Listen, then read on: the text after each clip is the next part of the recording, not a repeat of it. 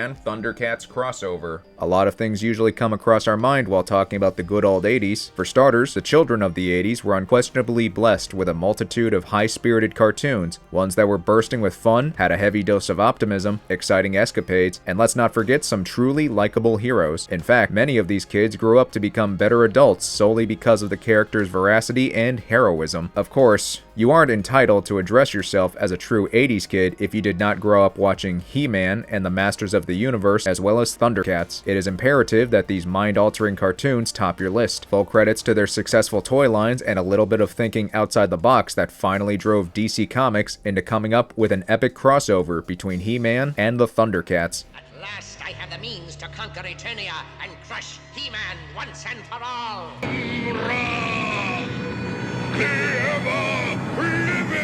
It was the one that actually promised every 80s cartoon fan out there a battle of a lifetime. After all, to be able to witness the Masters of the Universe cross blades with Lion-O of Third Earth is nothing short of spectacular. Boasting a creative team of writers including Lloyd Goldfine and Rob David, along with artist Freddie Williams II and colorist Jeremy Colwell, the comic book crossover with a mind-blowing 6-part saga is a blast from the past, totally worth your time. Not only does it take you back to your childhood days, but there also lies a twist that makes you realize that this is not the same cartoon that you used to watch as a kid. It's even better. We have the ancient evil sorcerer Mumra plotting yet another scheme to terminate the Thundercats, but only this time does he quest for a weapon that can actually challenge the legendary Sword of Omens. No points for guessing that he is on the lookout for He-Man's Sword of Power. The mini-series begins with a reasonable premise, constructing layer upon layer of an arresting storyline with engrossing visuals and compelling banter. So gear yourselves up for today's video, where we shall explore all 6 issues in detail. Before we go into our explanation,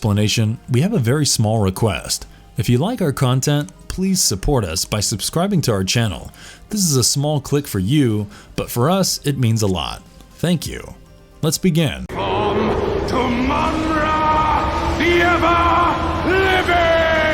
He-Man Thundercats crossover. Issue number 1. After facing a rather humiliating defeat at the hands of his most loathed enemy, Mumra makes his way back to the Black Pyramid to heal himself. In the meantime, Mumra's masters, the ancient spirits of evil, having grown tired of his failures, already plan his next maneuver. They have finally found a weapon that could defeat the Thundercats once and for all, He-Man's Sword of Power. Meanwhile, in Eternia, Prince Adam awakes with a jolt and literally races to a ceremony that is specifically being held in his honor. Upon reaching, he not only finds everyone gathered there, but also the fact that they, along with his father King Randor, have been waiting for him for quite a long time. The king berates him and tells him how he wanted Adam to have the Eternian Harness of Honor that was passed on to the king by his father. Judging by the insincerity of the prince, the king tells him that the prince is evidently not ready for the responsibility of taking on royal duties. All of a sudden, an earthquake shakes the entire city up. Everyone looks up to see Third Earth, the home of the Thundercats, tearing through space right above Eternia. It's a similar situation on Third Earth as well. The Thundercats are equally startled by the earthquake and the sudden appearance of Eternia in their skies. Jaga makes an appearance and tells them about the mystical world of Eternia and the fact that he actually fears that both worlds will either live or die together. Lion-O picks up the Sword of Omens to grant himself the sight beyond sight to see what they're getting themselves into. The presence of Third Earth on Eternia has brought about some Herculean earthquakes, so much so that the heroes of Eternia had to rush to protect the people against the calamity. Then comes a colossal tidal wave, one that floods the entire city and hurls King Randor, Prince Adam, and his pet tiger Cringer over the balcony straight into the deep waters. The prince manages to save the unconscious king and takes him to higher ground along with Cringer. Just as he is about to raise his sword and become He-Man, Prince Adam is stopped by the sorceress of Grayskull, who tells him about an evil force that has come for the sword. The sorceress adds that she will secure the sword within the vaults of Castle Grayskull. The prince hands over the sword to the sorceress, only to get stabbed in the chest by her. She later discloses herself to be Mumra in disguise. As for the Thundercats back on Third Earth, they gear themselves up to head over to Eternia, post Lion-O's vision. As the young king opens up about his fears regarding the journey ahead to Panthro, the latter assures him, saying no matter what, the Thundercats will always stay by his side. The Thundercats head to the ship to travel to Eternia. Back at Eternia, Prince Adam, after having the sword blade plunged into his chest, barely manages to turn to the power of Grayskull and transforms into into He-Man. The duo briefly fights before Mumra simply disappears with the sword. He reappears in some dark corridor and ends up snooping in on the ancient spirits of evil. Mumra hears the spirits telling a particular someone that he can do whatever he wishes to do, not only with the sword, but also to Mumra, as long as he keeps up his end of the bargain. And before Mumra can even react, he is blasted to dust, and Skeletor is seen reaching down for the sword and telling the spirits that they have a deal.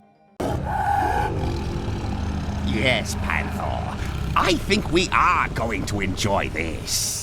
He-Man Thundercats crossover. Issue number 2. Skeletor comes back to his lab with Mumra's helmet filled with his ashes. He begins working and is quite amused to find Mumra alive despite his condition. That's when Skeletor tells him that he found out about the ancient spirits of evil via the golden discs of knowledge and eventually struck a deal with them. Wondering what the deal was? Well, it was exactly what Mumra was never able to achieve: the Power Sword and Mumra in exchange for their freedom from the Black Pyramid. Meanwhile, King Randor regains consciousness and asks about his son. He-Man assures him that he is safe and is also equally worried about him. Their brief conversation is put onto a pause on account of a sudden ambush by the combined forces of the mutants of the Third Earth and minions of Skeletor. The battle is pretty intense. He-Man gets attacked from all sides, and the joined forces mock him, stating how he isn't strong without his sword. He-Man proves them all wrong. In fact, it's a piece of cake for him to get the better of Evil-Lyn and the mutants. Together, with the aid of King Randor, he manages to overcome them. Back at the den in Snake Mountain, Skeletor enlightens Mumra that he could never really have the power of Grayskull without it devouring him, so he concocts a potion by blending Mumra's ashes and linking the sorcerer's ever-living power with him so that he can make use of the Power Sword. In spite of Mumra's protest, Skeletor gulps down the whole drink and summons the power of Grayskull, adding He-Man's very own strength to his own in the process. As for He-Man, who had just tasted victory back there, is transformed back to Prince Adam, much to the horror of King Randor, and collapses right into his father's arms with the fatal wound on his chest. Meanwhile, Skeletor, reveling in his newfound power, has no plans of liberating the ancient spirits of evil from the pyramid, despite accepting the fact that he never could have possibly laid his hands on the blade without their help. So he gloats about the fact that there's no one who can stop him anymore. The Snake Mountain starts shaking and a wall explodes right in front of Skeletor, revealing the entire team of Thundercats, led by Lion-O.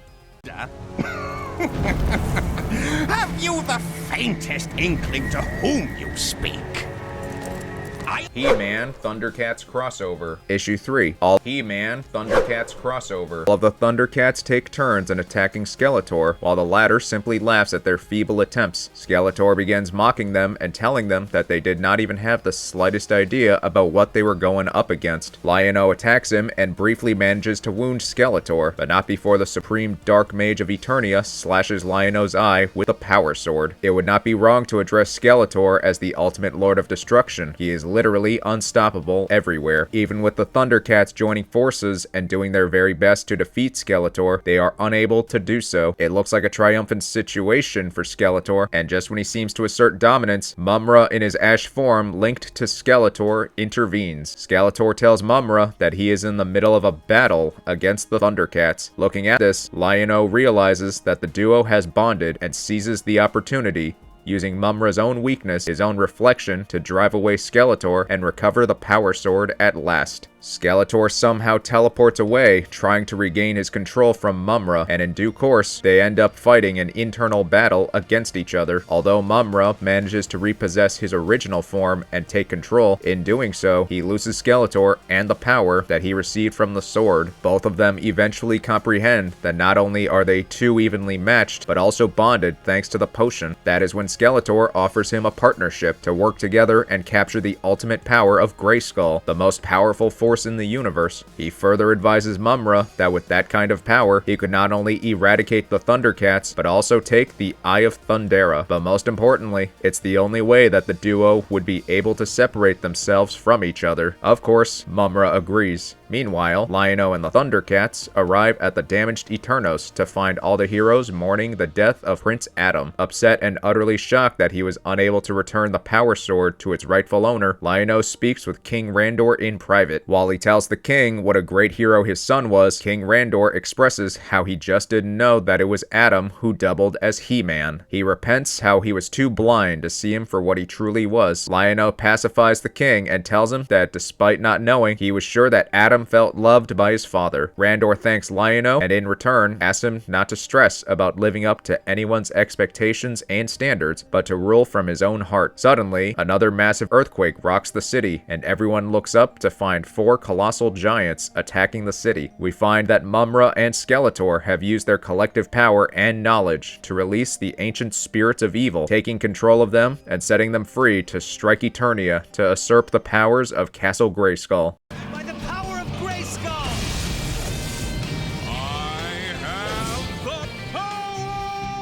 He-Man Thundercats crossover. Issue 4, Lion-O pledges to King Randor to fight off the Giants as the 2 different group leaders banter. The mutant leader Slith, post being brought in following his defeat at the hands of He-Man, lays his eyes on Lion-O and taunts him, saying that he still had not learned anything. He informs Lion-O that no matter what they do, he will always come back, restored, resurrected, ever living. It was precisely Slith's mocking that gave Lion-O one of the craziest ideas ever. He commands the Thundercats to help the king and the heroes of Eternia to defend Grayskull, while he takes the body of Prince Adam and flies back to Third Earth along with Cringer, who refused to leave Adam's side. They arrive at Mumra's Black Pyramid, and the duo manage to put Adam's body and the Sword of Power into Mumra's sarcophagus, hoping that it will bring Adam back just the way it restores Mumra every single time. While they are at it, they also discover some of the evil mutant warriors who had attacked He-Man before, looting the treasures of the Black Pyramid in Mumra's absence. Lion-O tells Cringer to keep a tab on the villains and uses the Sword of Omens to transform Cringer into his Battle Cat version. To see Cringer adorned in red armor and the Thundercats logo on his chest irrefutably happens to be one of the most epic highlights of the crossover. As for Lion-O, his ultimate plan for reviving Prince Adam in Mumra's sarcophagus did the trick, and the fallen hero is resurrected. To be honest, the whole experience also kind of drove He-Man completely crazy. The sarcophagus bursts, and a fuming He-Man comes out, only to attack Lion-O. Upon comprehending that the combination of power not only healed He-Man, but had driven him mad, Lion-O defends himself with the Sword of Omens against the mighty power of Grayskull. Although he is successful in separating He-Man from the Power Sword, He-Man is way too strong. The crazed and merciless He-Man almost drowns Lion-O in Mumra's mystic pool. Understanding that there is no other way for the both to survive a prolonged battle, Lion-O calls on the Sword of Omens to give him power beyond power. Lion-O is engulfed by red lightning, his eyes glowing red with electricity. He was now more matched in strength and manages to fight He-Man from behind while placing the Sword of Omens right in front of him, giving He-Man sight beyond sight. Seeing a horrifyingly disturbing vision of the future, especially one of a universe ruled by Skeletor and Mumra, He-Man snaps out of his madness, and the two finally introduce themselves. The duo eventually finds Cringer transformed back to normal, happily licking his paw over the defeated villains. Upon seeing He-Man, Cringer dives straight into his arms, overjoyed to see his best friend alive. The trio then rush back to the ship, desperate to get back to Eternia before it is too late.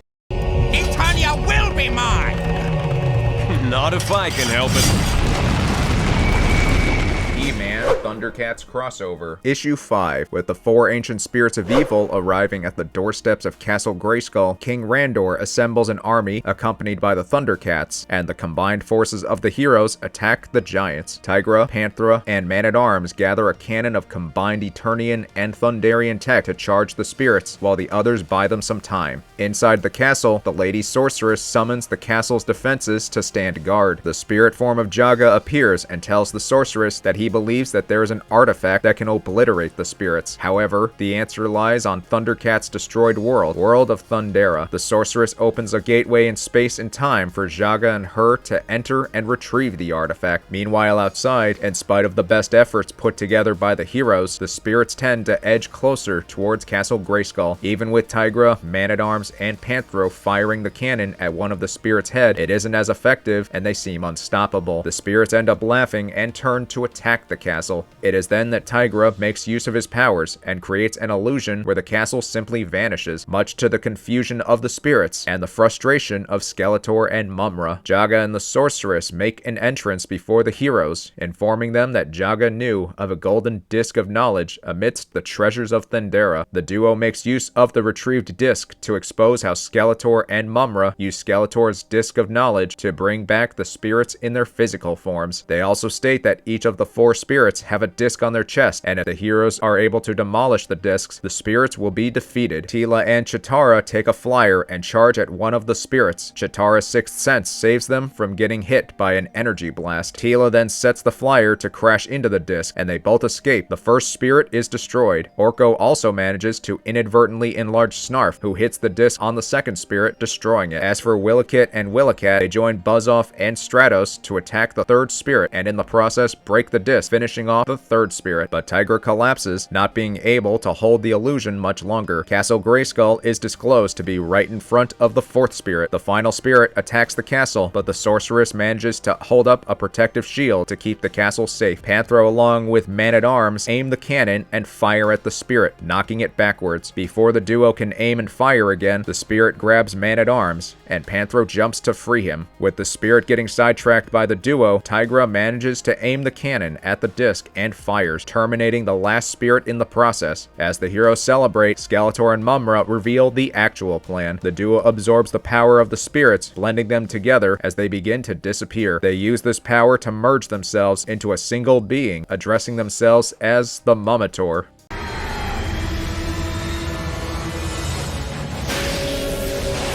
He-Man Thundercats crossover. Issue 6. The supercharged Mummator attacks the already weakened heroes as per their original plan. He-Man, alongside Lion-O and Cringer, now transformed in his Battlecat version, all arrive at the battle, but a little too late. They discover all of them defeated and injured, and Grayskull's lift bridge left flat open. He-Man tells Battlecat to take care of their friends, while he and Lion-O rush inside the castle. He-Man pilots Lion-O through the maze of Castle Grayskull, explaining that it is a liaison of worlds and reality through space and time. It was crucial that they find the sorceress before it's too late. Soon they arrive at a shattered door that shocks He-Man, as he says that no Truder has ever gotten this far into the castle. Both heroes charge forward and find the Mummator with an imprisoned sorceress holding the orb, the core of the castle, and the key to all the powers that Grayskull possess. Mummator says that he has already won and only requires He-Man's Sword of Power to unlock the orb and gain control over reality throughout the multiverse. He-Man and Lion-O attack and grasp the fact that they need to get both the orb and the sword away from Mummator. Lion-O says that since the castle is the node of realities, they actually can use it to get Mummator away from the orb. Together, the heroes drive Mummator off an edge, and the three plummet downwards, only to land in an Eternia that is ruled by Mummator. Taking advantage of Mummator's confusion,